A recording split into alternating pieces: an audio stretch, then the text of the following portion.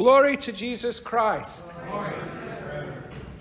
I want you to let the Apostle John paint a picture for you of the most glorious scene ever. We don't normally read from the Apocalypse, from the book of Revelation in the liturgy. So I just want you to see into what St. John describes. I had a vision of a great multitude, which no one could count, from every nation, race, people, and tongue. They stood before the throne and before the Lamb, wearing white robes and holding palm branches in their hands. They cried out in a loud voice, "Salvation comes from our God, who is seated on the throne, and from the Lamb." All the angels stood around the throne and around the elders and the 4 living creatures. They prostrated themselves before the throne, worshipped God, and exclaimed, "Amen. Blessing and glory, wisdom and thanksgiving, honor, power and might be to our God forever and ever. Amen." Then one of the elders spoke up and said to me, "Who are these wearing white robes, and where did they come from?" And I said to him, "My Lord, you are the one who knows." And he said to me, "These are the ones who have survived great tribulation. They have washed their robes and made them white in the blood of the Lamb. For this reason, they shall stand before God's throne and worship him day and night in his temple. The one who sits on the throne will shelter them. They will not hunger or thirst any more, nor will the sun or any heat strike them. For the Lamb who is in the center of the throne will shepherd them and lead them to springs of life-giving water, and God will wipe away every tear from their eyes." There is a place for you amongst those white-robed saints. I think we'll be surprised to recognize many friends amongst those white-robed saints on that glorious day. But the point is, there's a place for me there, and there's a place for you there. And sometimes it's really good for us to think about that, to keep our eyes fixed upon Jesus, the author and finisher of our faith, and to keep our eyes fixed upon the fact that there is a great multitude of saints all around us, cheering us on as we run this race, as we perhaps even go through our great tribulations and distress. Let us remember that we are surrounded by this great cloud of witnesses who is singing and worshipping in heaven, but also praying for you and praying for me.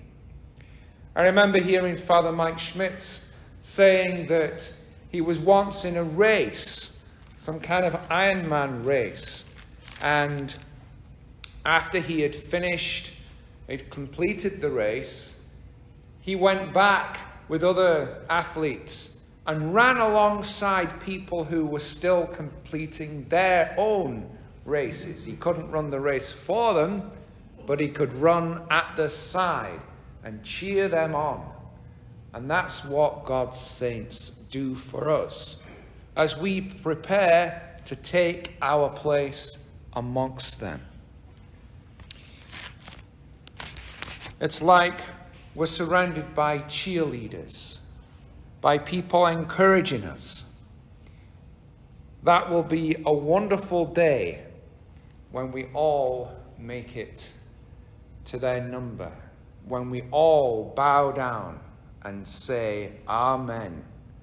Worthy is the Lamb. Salvation and honor belong to our God.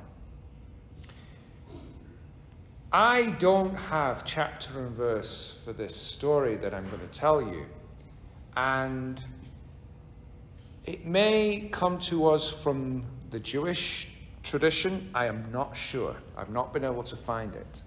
But the story is this. There was a great squabbling in the congregation. And so they sent for the most learned, let's say it was a rabbi. They were sent for the most learned, holy rabbi that they could find. So please show us what to do. And the rabbi spoke to everybody. And he said, I have no idea what the solution to your problems is. No idea at all. But one thing God has revealed to me, that amongst you there is a living saint.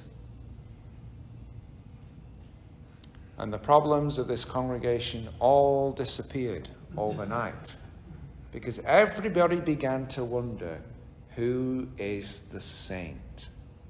I know it's not me, but maybe it's her. Maybe it's him.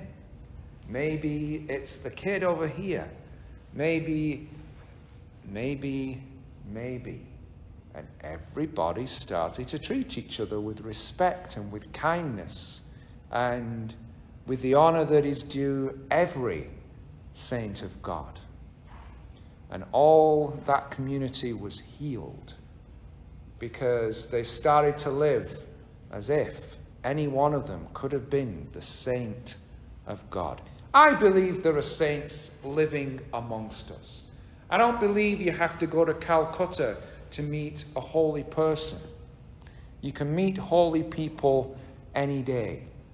I remember my daughter Jojo, she got very interested in saints at a young age, asking me, how does somebody become a saint? And I said, well, it's a holy person and the church recognizes their good deeds, and then there's this commission, and the Pope and the cardinals read everything that they've written and look back at their lives. And she said, well, I want to be a saint. And I said, well, good, you can be a saint. We're all called to be saints. That's a great ambition. Be a saint. I will pray for you to be a saint. And in a separate conversation, I'd encouraged her to keep a prayer journal. It's a good idea for anybody. Because if you write down your prayers on one page and then put in when your prayers are answered, make a mention of that on the other page, you'll forget it in a couple of weeks probably, but when you flick through, you'll see all these answers to prayer that you've had, just from your own simple prayers. It's a great thing to do, is to keep a spiritual journal. So I'd encourage Jojo to do this. And she was only just able to write, but she wanted to write down her prayers. Anyway, I went in to get something out of her room one morning when she was at school, and her journal was open on her bed.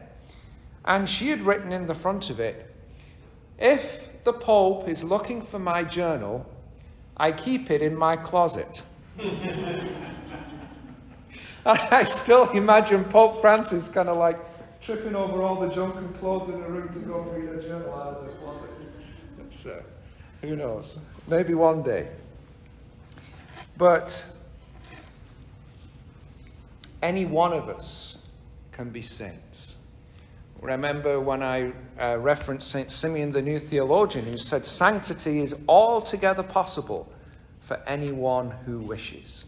Sure, you may never be the canonized saint who does have the Pope reading the journals, but you can still be one of those white-robed saints in heaven. And I'll tell you how I know this, that there are saints amongst us. When I worked on the Catholic schools evangelism team in England, working for the diocese, we went round some rough schools, let me tell you. In England, education is structured a little differently. You go to high school at age 11 and you come out at 16 or 18, and the Catholic Church is allowed to run public schools. So you get some very rough Catholic schools in some very rough areas. So guess where they sent us? And we went to this one school that was perhaps the worst we'd ever been to. And they always had us go to the 8th graders, the 14-year-olds, because In England at the time, at least, that was the age at which you made your confirmation. And so, usually in most schools, an easy discussion starter with some of these kids that we'd sit down with in groups is, which saint are you going to pick to be your confirmation saint? But this particular rough group of 8th graders were not interested at all. Which saint are you going to pick? Mary. Oh, okay. Why are you picking Mary? I don't know. Oh, what about you?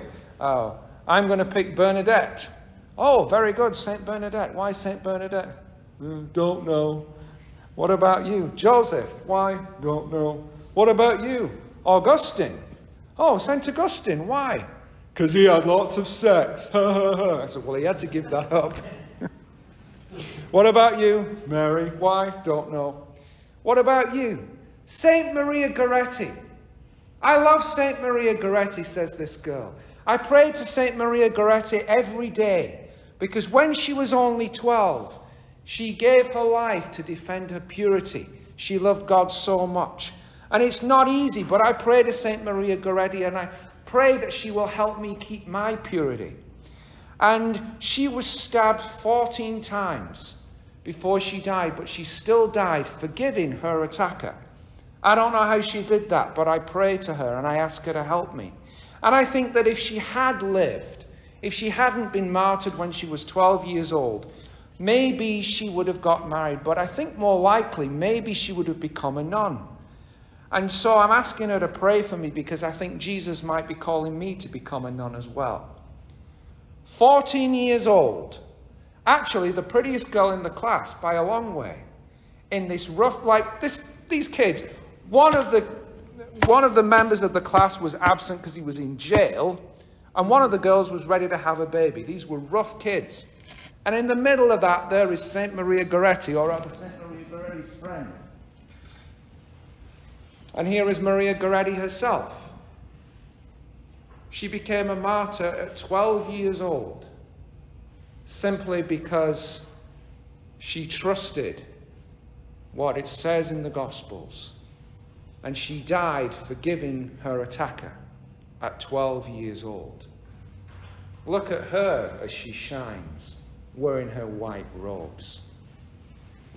Her attacker had a conversion experience in prison, and there with St. Maria's mother was present at her canonization. Anybody at any time can become a saint. There can be saints right here in our midst. And maybe we have an idea, maybe we don't, but God knows. The wonderful thing is that sanctity is something we are all called to. Jesus said in John's Gospel, I have come so that you may have life and have it more abundantly. One Bible translation says, so that you may have life in all its fullness. That is why Jesus came, to give us the fullness of life as we live for him and with him. St. John Paul the Great said, do not be afraid to be saints. Do not be afraid to be the saints of this new millennium. He was speaking mainly to young people, but I'm sure he would say this to anybody. Indeed, the readings we've heard today tell us to keep our eyes fixed on Jesus. And if our eyes are fixed on Jesus, we won't be afraid to be the saints that he calls us to be. St. Paul says, glory to him whose power, working within us, can do infinitely more than we can ever ask or imagine. Let's trust the one who is in our hearts. Let us keep our eyes fixed on him, and let us be there on that great and glorious day with all God's saints who we commemorate this weekend. Glory to Jesus Christ.